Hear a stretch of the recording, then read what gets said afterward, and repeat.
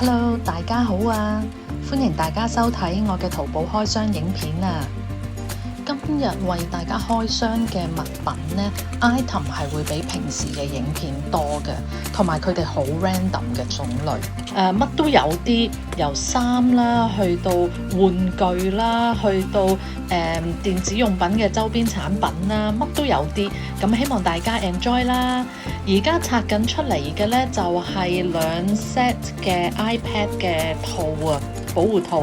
咁呢個袋呢，公文袋咁嘅設計嘅袋呢，係佢跟嚟嘅。咁入邊呢，就會係有一個iPad 嘅套啦。佢呢，就係三件頭啊，係有底一塊啦，面又有一塊啦，跟住側跟嗰個 flap 又有一塊。咁嗰個 flap 咧就係本身你亦都可以單獨拆佢出嚟咧，要嚟當係擠你嗰支筆嘅，嗰支 Apple Pen 定係 pencil 我唔知。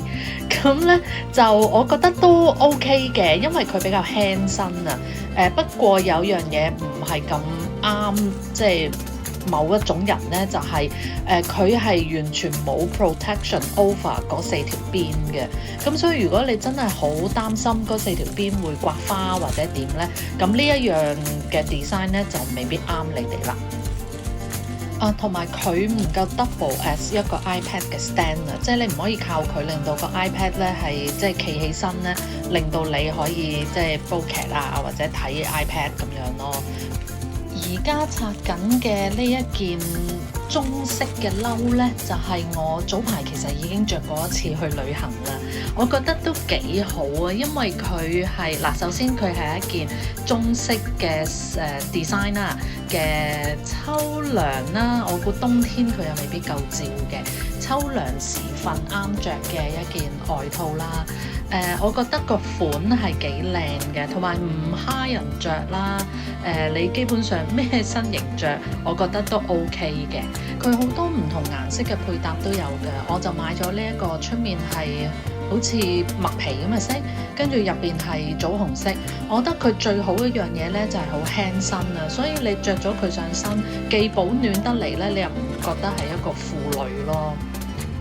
呢個產品呢，佢就聲稱係一個好似 gel 即係 mascara gel 咁樣嘅質地嘅嘢啦。咁你搽咗上去眼眉嗰度呢，等一等啦。咁跟住你再可以搣甩佢嘅成個，因為佢會凝固咗啦。跟住搣咗之後呢，其實你搽嘅位置呢就會係深色咗嘅。咁佢有灰色啊、啡色啊咁樣啦。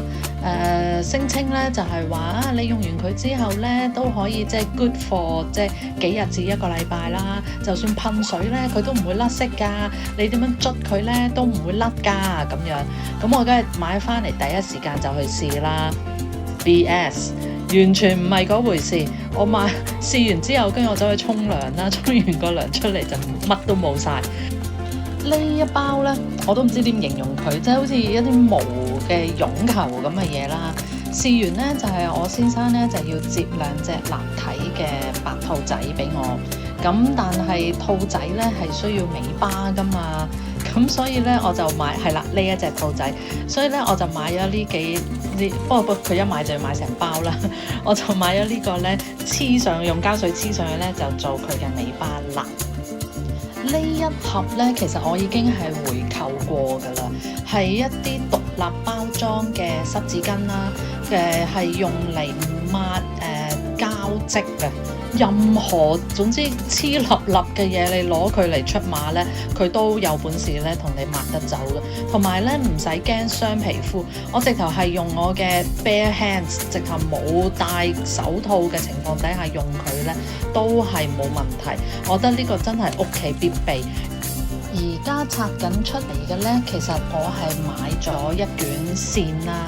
呢兩支係嗰啲熱燒筆啊，即係你畫完響布上面揾燙斗一燙就會唔見咗嘅痕啦。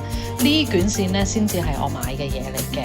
咁我其實咧係有一個袋咧穿咗個窿啊，咁所以我要買翻 matching 顏色嘅線。呢一隻線咧，其實我喺日本旅行嗰陣時都有見過嘅，係質地唔錯嘅，同埋比較韌啲咯。所以我譬如通常要嚟譬如釘紐啊，或者補衫啊、挑褲腳啊，我都係買呢一隻線嘅。而家拆緊出嚟嘅呢兩塊布呢，係我買嚟擠響廚房入邊呢，一塊要嚟冚住個咖啡機。我有部 Nespresso 最 cheap 嘅嗰隻咖啡機啦，另外一塊呢，就係要嚟冚住我哋有一部食物嘅抽真空機啊 Food Saver。如果大家有需要呢，我覺得 Food Saver 都係一個好嘅牌子嚟嘅。咁係咯，即係冚住就好似美觀啲咯，冇咁核突。Anyway。而家拆緊出嚟呢個呢係好得意嘅羊咩咩嘅抹手巾啊！我都係擠咗響廚房嗰度用嘅。佢呢度呢，除咗係有羊咩咩呢，我記得佢仲有嗰個樹懶啊，定係讀樹賴啊，我唔記得啦。係即係喐得好慢嘅嗰隻動作呢，同埋好似仲有一隻係豬嘅，都好得意嘅。我覺得好開心咯，喺廚房見到啲咁得意嘅嘢。如果有需要，我覺得大家都可以去買。而家拆緊呢一個呢，就真係得意啦，真係搞笑，係玩具嚟嘅。黑色腳黑色面嗰隻呢，係一隻LEGO 嘅羊啊。咁同埋另外嗰幾隻係啦，呢隻就係 LEGO 嘅羊。上面係真係有嗰個 LEGO 嗰粒的嘅。另外呢兩隻呢，係細嘅小白兔，呢兩隻係咪 LEGO 牌子我就唔知喎。咁同埋咧就係我將佢哋係擠埋咗一齊咧，喺我嗰個梳妝台上面啊，咁所以好開心。呢兩包咧就係除濕劑啊，要嚟掛響衣櫃入邊咧就可以再抽濕多啲啦。但係我覺得都其實唔係咁 work 嘅。我已經用咗一陣咧，佢好快就已經係轉咗顏色，即係話自己係潮濕咗啦。咁需要去曬啦，但係曬極都曬唔翻咧藍色啊，即係藍色先代表佢係ready for use 啊嘛。咁所以我覺得都係唔 OK。大家可以留意下我另外一段片咧，都係講除濕劑嘅，係類似大笨象嗰啲質地嘅嘢啦，白色粒粒，可以去留意下。呢個咧最後一樣嘢啦，為大家拆箱就係日本係咪日本玩具啊？總之玩具啦，叫劍玉啊，劍即係一把劍嘅劍啦，玉係大嘅翡翠嗰隻玉啦。咁係大家應該都有睇電視或者卡通片睇過係點玩啦。咁我本人梗係唔會買啲咁無聊嘅嘢啦，係我個表哥咧託我幫佢買嘅，似乎好似佢都仲未 master 到個 skills 嘅，咁所以其實係唔容易玩嘅一樣嘢。咁長者我覺得反而係啱喎，可以鍛鍊下四肢嘅 coordinate。咁啊，今日係咁多先啦，多謝大家收睇。有問題嘅話，記住留言問我。係咁先啦，拜拜。